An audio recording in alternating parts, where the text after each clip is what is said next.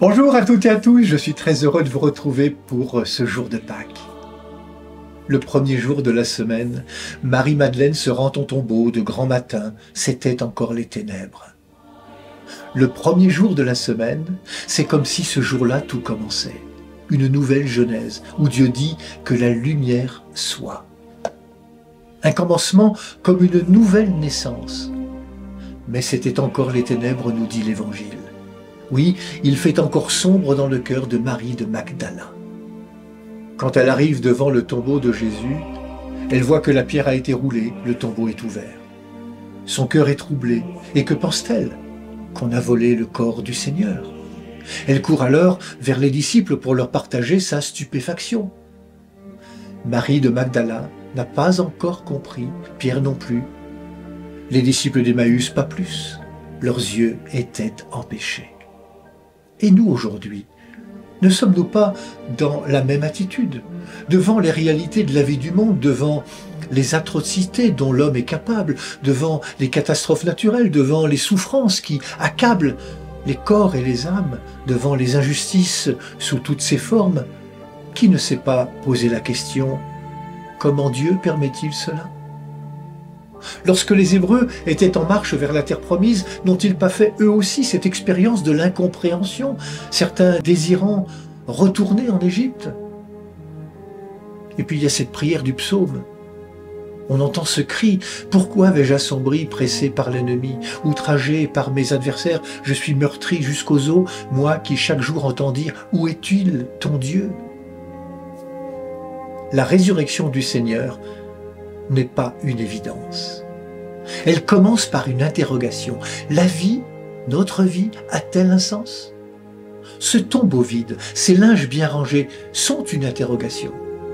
Il fait encore sombre dans le cœur de Marie de Magdala. Pâques est une invitation au passage. Nous l'avons expérimenté, nous avons commencé la veillée pascale dans la nuit, signe de toutes les nuits du monde, et là, un feu a jailli comme une lumière qui nous a mis en marche. Nous avons vécu le baptême de 3 jeunes de notre paroisse, Ivan, Kylian et Eldira. Nous en avons été les témoins. Ils ont été plongés dans l'eau, signe de la mort, et le Christ les a relevés pour qu'ils ne se noient pas. Il les a relevés pour les faire naître à une vie nouvelle. Dépouillés du vêtement du vieil homme, symbole des ténèbres qui encombrent les cœurs et les intelligences, ils ont été revêtus d'un vêtement blanc, un vêtement de lumière. Oui, il faut du temps pour naître à la lumière, il faut du temps pour naître à la foi.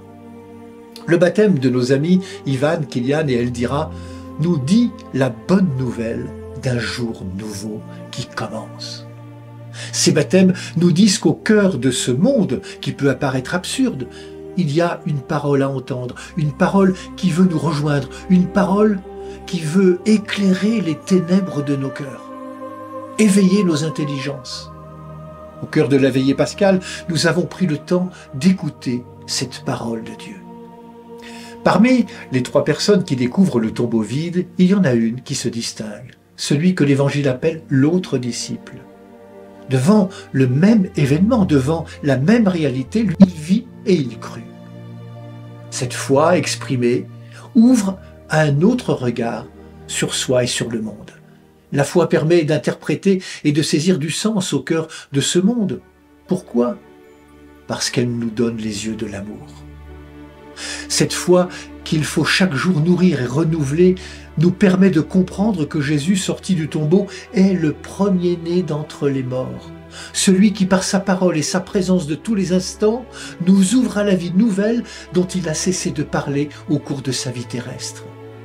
En relisant les évangiles, nous pourrons découvrir que ces gestes, ces paroles étaient des gestes qui relèvent, redonnent confiance, remettent en route, pardonnent.